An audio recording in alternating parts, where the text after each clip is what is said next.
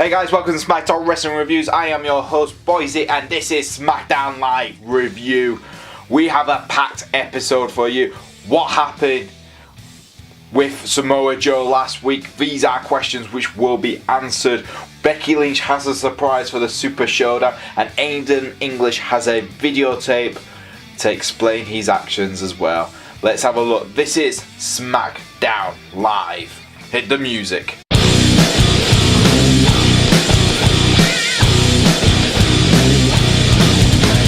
So we kicked off the show with the general manager of SmackDown Live, Paige, and she addressed the actions of Samoa Joe last week on SmackDown, and this was a really good promo. She spoke to most people in higher authority in general managers of SmackDown Live, and they all agreed that she should fire Samoa Joe for his actions. She spoke to AJ, and AJ had already told Paige he has dropped all charges to Samoa Joe. That's right, the police had to come and arrest Samoa Joe for going to AJ Styles' home.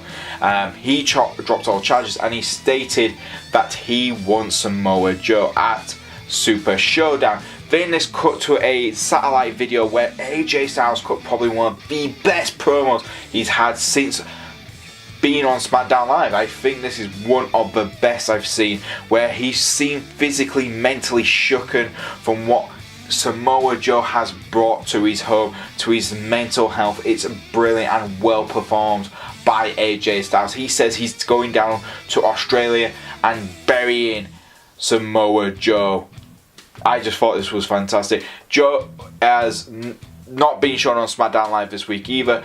AJ states he will not leave his home until he gets a message stating that Samoa Joe is on a plane to Australia. This is great. It really was selling the match. It sold it even more than a video package could ever do, and AJ's performance with Paige was absolutely brilliant. For me, I've got to give this a solid 7 out of 10. A good start to the show.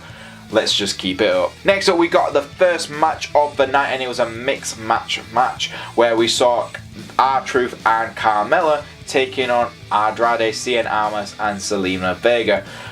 This for me was a bit of a mixed match. I like a mixed match. For me, this was it was good and I enjoyed it, but I think I can see why a lot of people are a bit worried. Now, for me, I don't see a problem with this match. I think R-Truth and Carmella are super over with the audience. They really get a live crowd, really entertained, and that's what you want. And they are good mid-card entertainment for SmackDown. But Andrade is one of the hottest talents on SmackDown now, and he's moving himself up from mid-card to upper mid-card. He's soon going to be main event. We all know he's going to be a main event guy. And people are just worried, him losing to R-Truth. I don't think this is going to be a long running feud. I don't. I think this is going to be maybe one more match and that's it. Yes, Andrade and Zelina Vega did lose. That's fine. It don't really stop the momentum for Andrade. He didn't get the pin. It was Zelina Vega, so they have protected him on that end. And I can really see him really dominating the next match when these guys perform. I really enjoyed everything this match had. I think there was a lot of chemistry between the two teams. And for me personally, I liked that Andrade stopped Carmella from getting the first pinfall, and she tried to super kick him before R-Truth came to save her. I thought this was really fun. R-Truth and Carmella have some really good chemistry, and she's definitely turned babyface, which is, I think it works for her. She was a babyface in NXT, and she was one of the most favourite people on the NXT rosters. So her going back to babyface roots, I have no complaints. For me, I'm giving it a 6 out of 10 because I was entertained from start to finish of this match. Next up, we had New Day Cooks. I'm not gonna lie, I wasn't a fan. This was New Day coming out, and they were going to cook pancakes, and they had that butler guy they've been having, Mr. Bootiesworth, to tell everyone his secrets of how to cook delicious pancakes. The bar turned up, they beat the crap out of New Day, they bullied the butler, and they held the titles, which were covered in flour. It's a stupid gimmick kind of thing, and I really just don't enjoy it. And I can tell a lot of people are just like, Oh, it's a bad segment. It's rare to have a bad segment with New Day, but this really felt like a bad one. I think they realised it because the crowd really wasn't too invested as well. I'm going to give this a 3 out of 10. It's weak. I just want to see these guys wrestle because they have got good chemistry. But this stupid comedy stuff, which sometimes just takes away from the pure talent of the New Day, I think that's what cost them this week. I think the comedy side for it all just took away too much. So, yeah, 3 out of 10. Next up, we had Ty Dillinger versus Randy Orton. And Ty Dillinger was the one who pretty much demanded Randy Orton back. Paige was about to say, look, you beat Shinsuke Nakamura, and by the disqualification, you get a title shot. And he was like, I will worry about Shinsuke later. I want Randy Orton. I like this new aggressive Ty Dillinger. I really like this.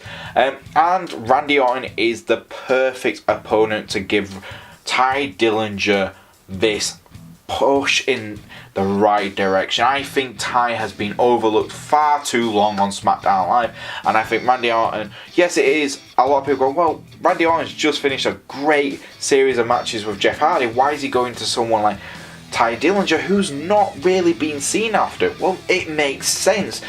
Jeff is a WWE legend, really, and him working with someone like Ty Dillinger will up Ty's credit on SmackDown Live. Right now, SmackDown Live is doing something really intelligent.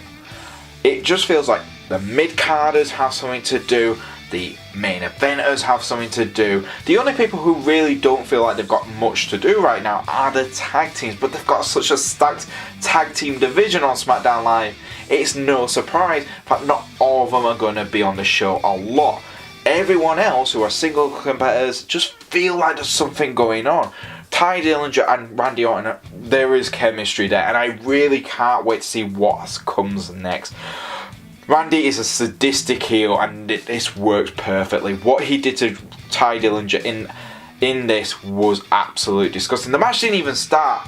Randy Orton got Ty's finger and put him in the ring, metal ring puts, and twisted and turned it. It's like the finger thing, but the ear thing, which I've got to say is the worst thing Randy Orton's ever done to a human being. He's a sick man. But that was like another, obviously Ty doesn't have piercings. What do? You torture him with his fingers.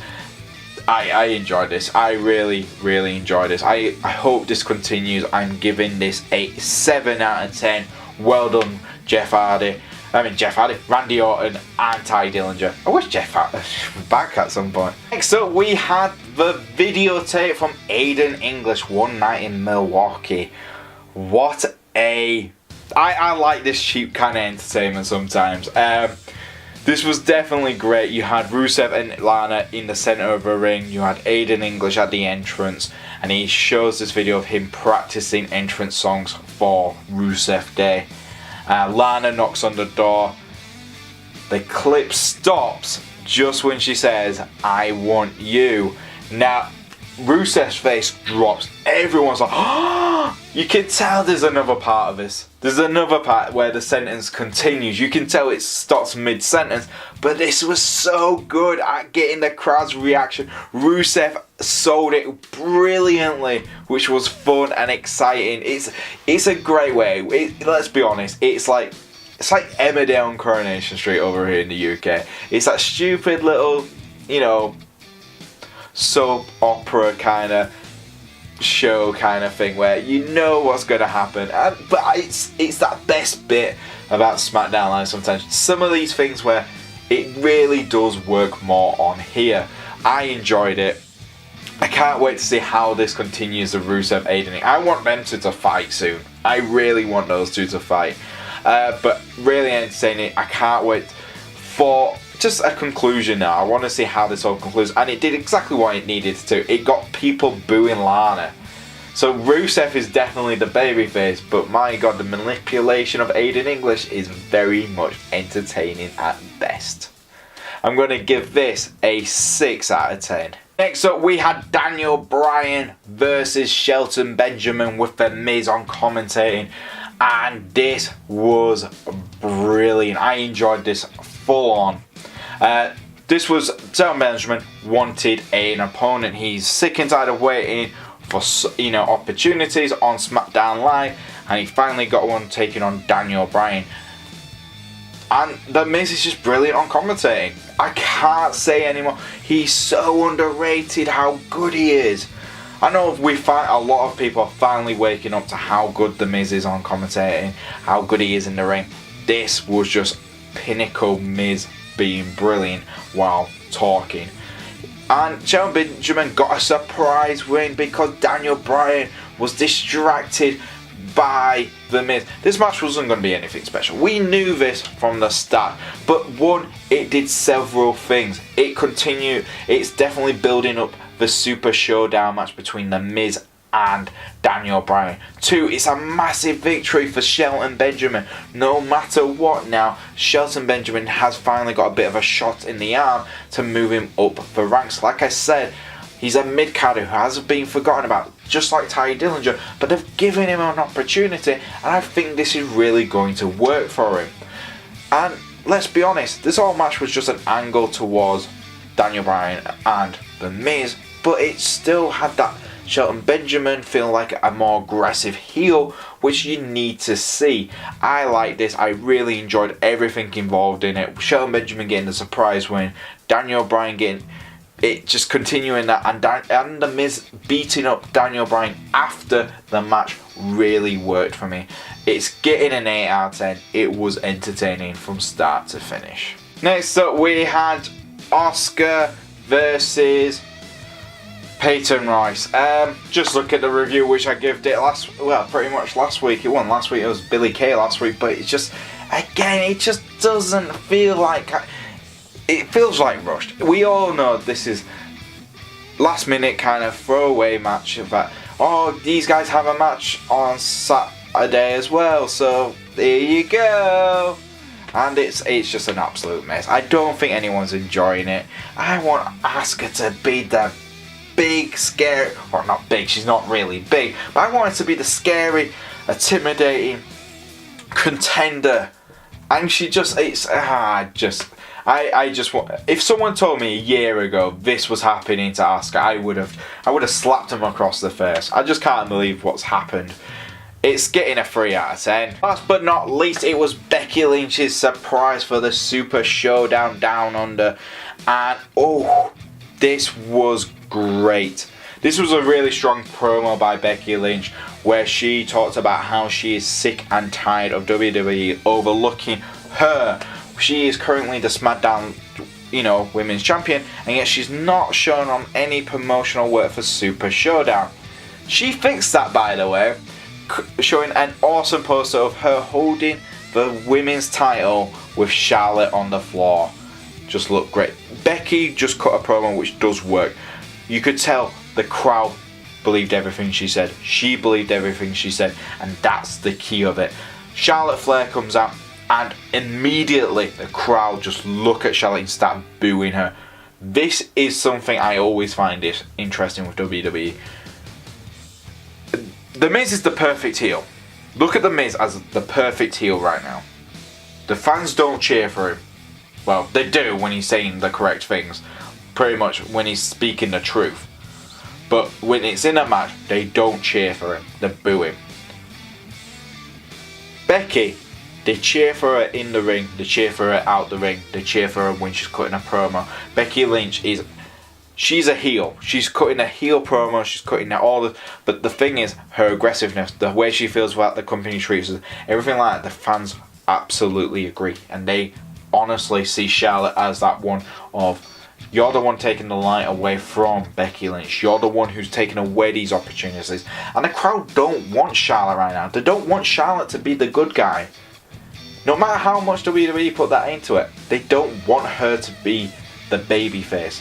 Charlotte comes out, she attacks Becky. Her and Becky get into a fight. Charlotte uses the figure 4 across the ring, hurting Becky, and then Bex exploded her into the poster. This was really good. I really enjoyed this. Charlotte walks away saying she is the queen while Becky's holding on to the title.